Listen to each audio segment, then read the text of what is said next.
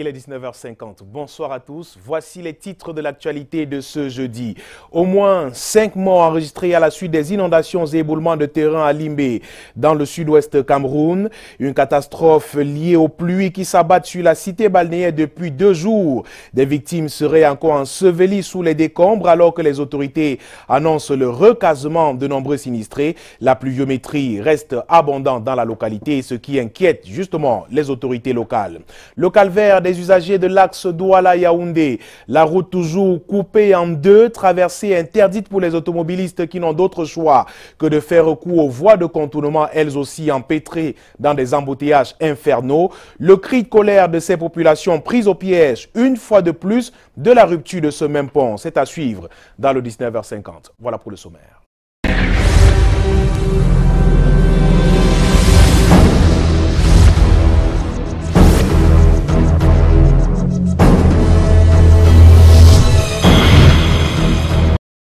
Bienvenue au 19h50, nous le disions en titre à Limbé. Les recherches se poursuivent pour retrouver des corps encore ensevelis à la suite de l'éboulement de terrain enregistré à Bonjo dans l'arrondissement de Limbé 3e. Les fortes pluies tombées sur la cité balnéaire ont laissé place à de nombreuses conséquences fâcheuses. Les populations sont encore sous les eaux, des domiciles, églises, écoles et même hôpitaux n'ont pas été épargnés. Les sinistrés sont dans la détresse et en appel au secours de l'autorité locale. Cette dernière annonce d'ailleurs leur recasement dans les jours à venir. Inès Daniel Ondambala pour les détails depuis Limbé. Les fortes pluies qui s'abattent sur la cité balnéaire de Limbé depuis plus de 2 jours causent de nombreux dégâts. À la suite de ces pluies diluviennes, des inondations, des glissements de terrain et des pertes en vies humaines sont enregistrés. Nous sommes à Bonjo, dans l'arrondissement de Limbé 3e.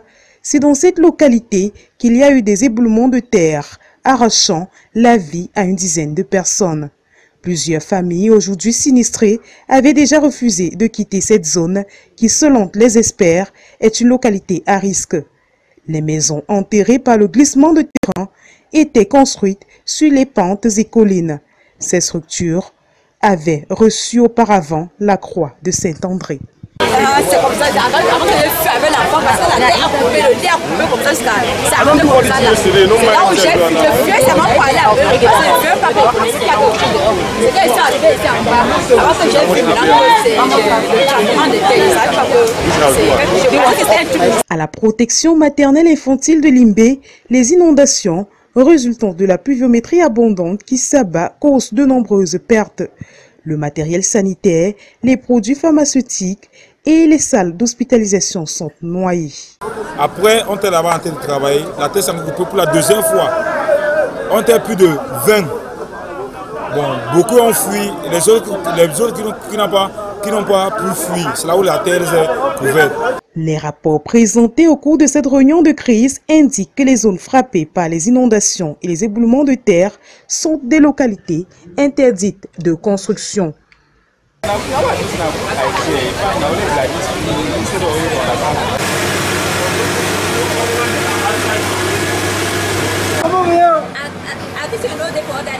L'honorable Gladys Etombi recommande que l'État prenne des mesures pour que de telles situations ne se reproduisent plus.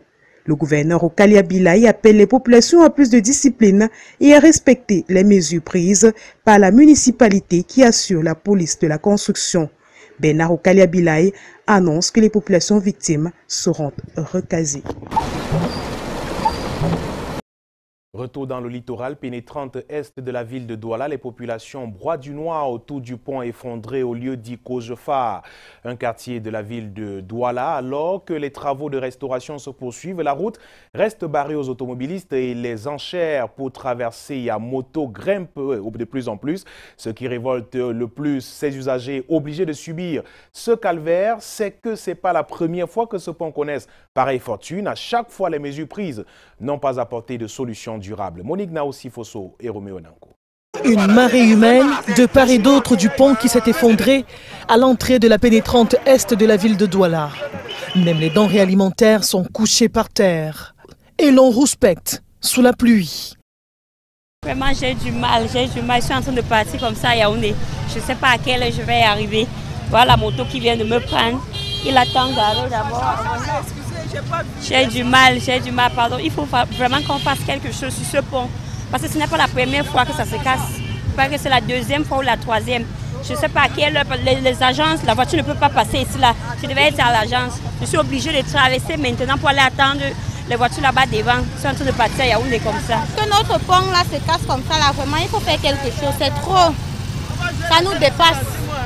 Il n'y a pas moyen de traverser. Je porte le sac quand même et j'arrive même le Benskiner 400 pour arriver à Yassa. C'est beaucoup.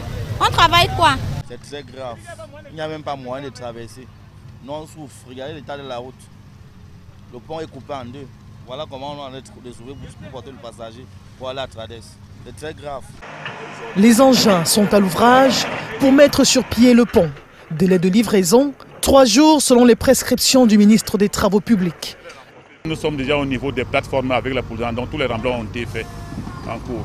Donc nous envisageons dévier l'eau sur ce nouveau ouvrage, ensuite refaire passer la circulation en continuant le remplissage, en coupant l'eau à l'endroit de cet ouvrage. Donc on espère qu'au plus tard samedi, on va rétablir la circulation par cette déviation.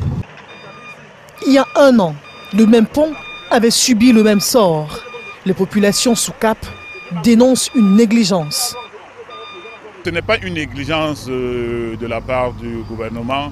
Il faut dire qu'il y a une campagne, et comme vous l'avez remarqué, qui est lancée sur toute la route nationale où nous sommes en train de faire des déviations partout. Et n'oubliez pas qu'il y a un projet qui est global, qui était en train d'être fait, qui reprend toutes ces buses. Et même l'élargissement de la route, qui est la phase de l'ES. L'élargissement, niveau de pluie, personne ne pouvait le prévoir. Si c'était pluie normale à Douala, on n'aurait pas eu ces dégâts. Au moment où nous quittions les lieux, même les motos ne traversaient plus, au regard de l'étendue des travaux. Et c'est désormais à pied, bagage à la tête, que l'on peut rallier l'autre bord.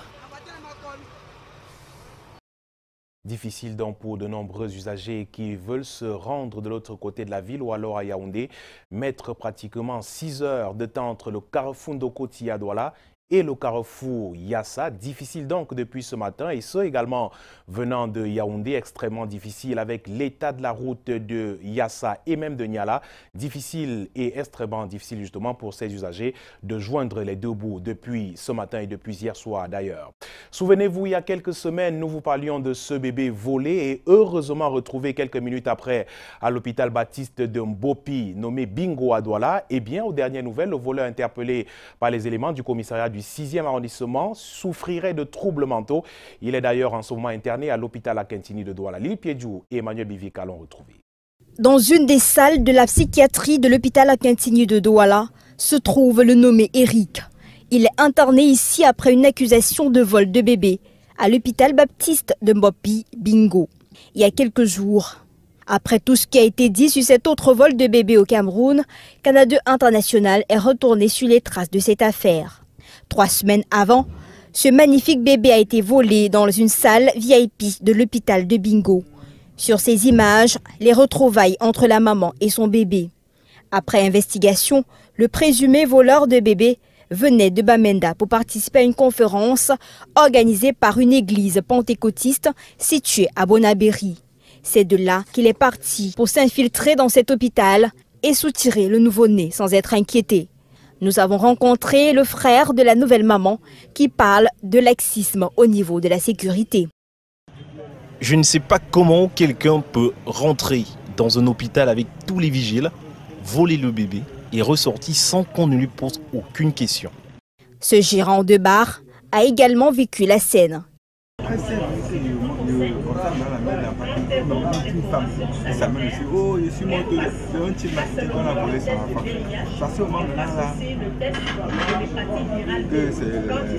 Les agents de sécurité avaient arrêté au niveau de la sortie de l'Issamoto. Le présumé voleur, après les cris de la maman, a été rattrapé puis tabassé par la population.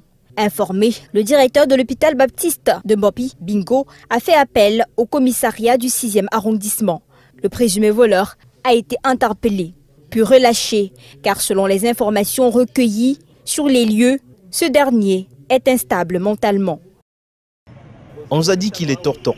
Il n'est pas bien dans sa tête. Il délie parfois. Une information qui a été confirmée par un membre de sa famille. Pour l'heure, il est sous soins à l'hôpital La Quintigny de Douala, dans le département de psychiatrie. Puisqu'on est à l'hôpital, on y reste. L'hépatite B et C continue de faire des ravages au Cameroun. Cette maladie connaît une fréquence qui varie entre 8 et 18% pour l'hépatite B et environ 3% pour l'hépatite C. Dans le cadre de la lutte contre les hépatites B et C, l'hôpital général de Douala a lancé depuis ce jeudi matin une campagne de dépistage gratuit pour tous. Cette campagne se tient en prélude à la journée internationale de lutte contre l'hépatite qui aura lieu le samedi 27 juillet 2018. Junior Ossin et Marius Kosso pour les détails. La lutte contre les hépatites virales B et C au Cameroun passe tout d'abord par un dépistage. Les hépatites sont un véritable problème de santé publique. Elles sont cause de cirrhose et de cancer de foie qui conduisent à la mort. La fréquence au sein de la population, elle varie entre 8% pour l'hépatite B, à parfois 18% dans certaines régions et environ 3% l'hépatite C. Donc c'est vraiment un problème de santé publique, d'où il est important de faire le dépistage pour pouvoir savoir quels sont les malades qui portent le virus, pour pouvoir les traiter et pour éviter ce problème de cancer du foie et des cirrhoses à long terme. En prélude donc à la journée internationale de lutte contre les hépatites qui se célèbre le 28 juillet prochain, l'hôpital général de Douala et ses nombreux partenaires offre depuis ce 26 juillet jusqu'au 27 juillet 2018 un dépistage gratuit des hépatites virales B et C. Je suis là pour me faire dépister contre l'hépatite. Vu que c'est dans un centre sanitaire renommé, donc je pense que c'est garanti. Je suis là aujourd'hui pour le dépistage pour les hépatites. Et on ne peut pas avoir peur de venir de connaître son statut. Après ce dépistage, toute personne qui est malade est prise en charge.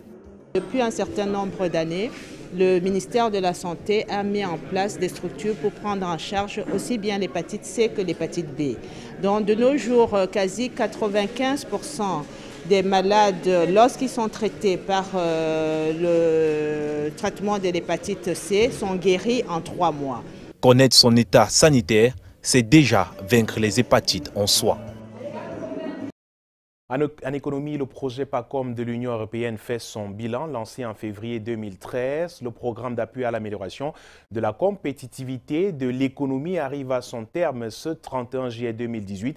Le comité de pilotage fait son bilan qui, selon lui, est assez suffisant et même satisfaisant. Cependant, les challenges de l'économie camerounaise sont nombreux et les PME demandent plus. Aimé Catherine Moukouri et Aman Pagna.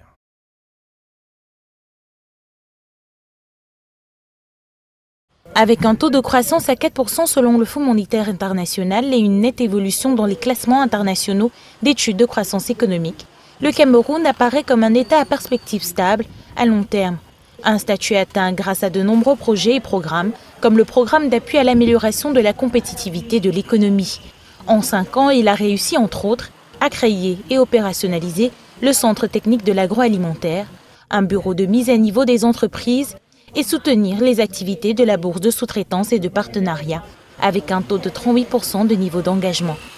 Le bilan est positif et nous avons la volonté d'aller un peu plus loin, toujours avec l'objectif d'améliorer la compétitivité du secteur privé du Cameroun dans le cadre de la coopération internationale et dans le cadre de la mondialisation. Une trentaine d'entreprises ont bénéficié des programmes de mise à niveau qui ont été élaborés par le bureau de mise à niveau, qui leur ont permis de refaire parfois leur plateau technique et d'envisager des axes de développement particuliers en rapport avec les diagnostics qui avaient été établis par les équipes du bureau de mise à niveau. Ce n'est pas rien. On a également parlé du centre technique agroalimentaire qui est désormais fonctionnel, même s'il doit encore moderniser quelques-uns de ses outils, qui est également un acquis. Arrivé à sa dernière session ce jeudi, le programme laisse cependant des chantiers à parfaire, pour le développement de l'économie camerounaise. Les chantiers sont partis, mais ils ne sont pas achevés. Encore une fois, le bureau de mise à niveau doit être reformé pour tenir en compte principalement les aspirations et les problématiques particulières des entreprises et non pas rester figé. Le centre technique agroalimentaire doit davantage se perfectionner pour rester dans les standards internationaux. La bourse de sous-traitance doit également s'assurer que ce qui a été envisagé en termes d'accompagnement des PME soit effectivement mis en œuvre. Donc les chantiers sont importants, mais nous avons espoir qu'ils pourront marcher. Financé par l'Union européenne à hauteur de 6,5 milliards de francs CFA, le PACOM s'ouvre à une nouvelle convention signée ce mercredi 25 juillet avec la même instance qui cette fois pourra apporter des financements directs aux entreprises privées.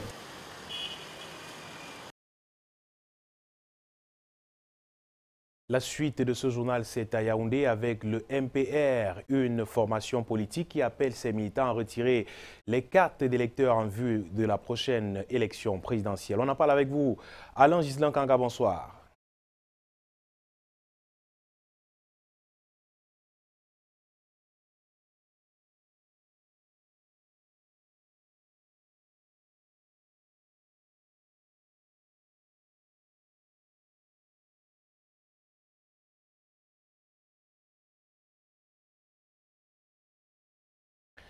On revient dans la suite de ce journal avec Alain Gislain Kanga qui sera avec nous en direct de Yaoundé. Mais avant, revenons sur la Chambre des commerces, des mines et de l'artisanat qui a reçu ce jour des étudiants du groupe Pigier Cameroun, des leaders qui par leurs actes se sont démarqués de leurs camarades durant l'année académique achevée. La rencontre a servi de cadre non seulement pour les encouragements mais aussi pour une sensibilisation sur l'auto-emploi. Le compte rendu de Vanessa Mela-Kamdem et Donald Chumga. Pigier Cameroun encourage ses étudiants à être les leaders d'aujourd'hui et de demain. Des parchemins nommés Individual Leadership Testimonial sont distribués aux apprenants qui ont su se démarquer durant l'année écoulée dans les activités académiques et extra-académiques. 54 récipiendaires au total, triés parmi les délégués de classe et les membres du bureau des étudiants, entre autres. Tout ça, ce sont des témoignages du leadership estudiantin. Et monsieur le secrétaire général a parlé tout à l'heure d'auto-emploi. Et quoi de mieux pour parler d'auto-emploi que des jeunes leaders qui se manifestent déjà sur les bancs. C'est la Chambre de commerce, de l'industrie, des mines et de l'artisanat, partenaire de l'ESCM Pigier Cameroun, qui abrite l'événement. Occasion pour elle de présenter les opportunités qu'elle offre à ces jeunes leaders, tout en les encourageant à s'investir dans l'auto-emploi. La jeunesse est au cœur de l'économie, la jeunesse est au cœur de l'entrepreneuriat. La jeunesse, je dirais en un mot, aujourd'hui c'est beaucoup plus d'initiatives privées. Alors ce qui nous tient à cœur dans ce partenariat, c'est d'accompagner Pigier dans ce sens, dans le sens de l'entrepreneuriat, encadrer des jeunes pour qu'ils puissent monter des projets une fois qu'ils ont fini leur cursus scolaire, qu'on les reprenne à main en les accompagnant dans une initiative privée pour l'auto-emploi. C'est la première cérémonie du genre organisée par l'ESCM Pigier Cameroun. Les étudiants récipiendaires doivent donc se considérer désormais comme des modèles pour les autres en continuant à aller de l'avant, ce qui concourra à la construction d'un Cameroun prospère et émergent. Ce public reportage dans ce journal, pendant un mois, les clients des magasins Stella auront l'occasion de s'offrir des vêtements, chaussures, chapeaux et bien d'autres produits de marque à un prix réduit et défiant toute concurrence. Il s'agit de déstockage massif chez Stella, une volonté pour le top management de récompenser sa clientèle et de renouer avec de nouveaux clients et surtout donner plus confiance aux fidèles qui sont là depuis des années. Brand Kamga nous en dit. Le temps passe, la clientèle éprouve du plaisir à renouveler sa garde-robe chez les prêt-à-porter Stella. Il y a du nouveau et du bon chaque jour au quartier Etouameki à Yaoundé. J'ai regardé la télé et puis il y avait des stockages chez Stella. Alors je suis arrivé et j'ai trouvé ce que je cherchais. C'est formidable chez Stella. Venez tous, vous allez prendre quelque chose de formidable avec vous. Il y en a pour tous les goûts. Des vêtements de qualité pour dames, des chaussures de marque et surtout des costumes messieurs à des prix cadeaux. Et c'est pour la 3e fois que je reviens ici, chaque fois qu'il y a des stockages.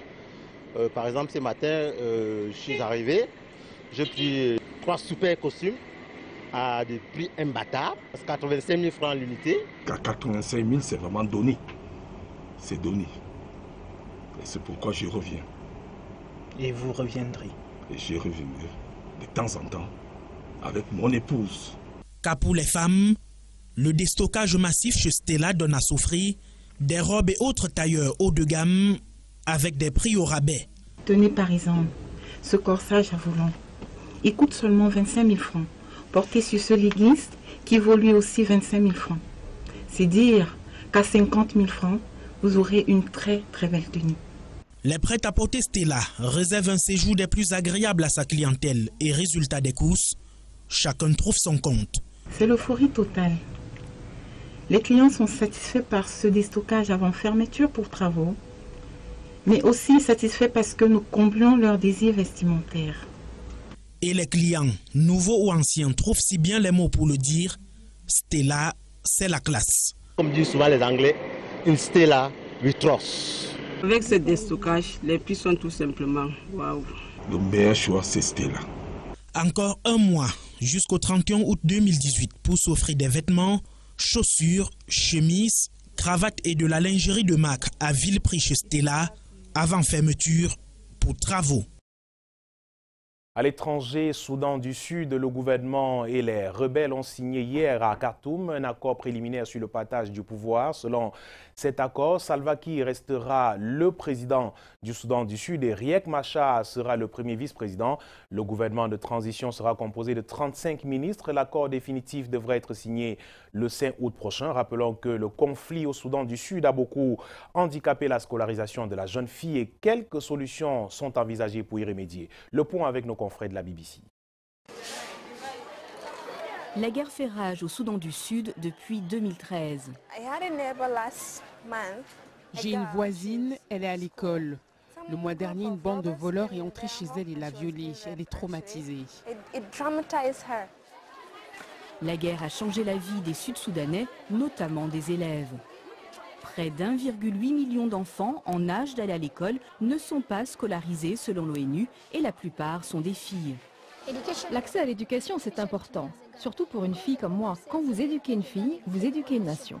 Alors pour encourager les jeunes filles à retourner sur le banc de l'école, de l'argent leur est parfois distribué.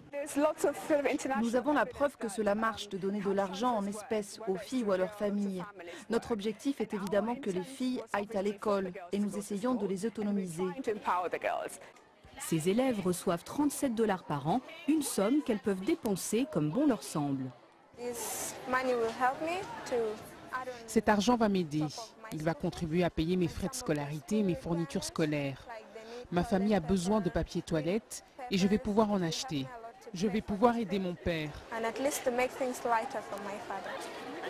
Et lorsque vous voyez comment cet argent change leur vie, qu'est-ce que vous ressentez?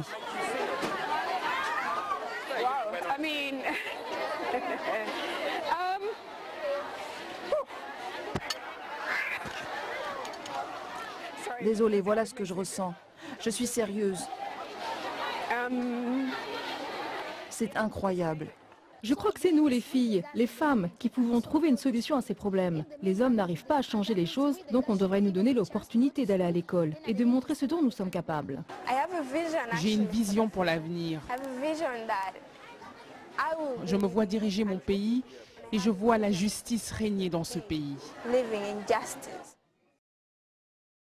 Voilà, nous sommes obligés de mettre un terme à cette édition du 19h50. Toutes nos excuses auprès de nos téléspectateurs à cause d'un petit souci de liaison. Nous n'avons pas pu avoir notre bureau de Yaoundé. Ce sera chose faite demain. Je vous souhaite passer une belle soirée sur Canal 2 International. À lundi, 19h50. Bonsoir.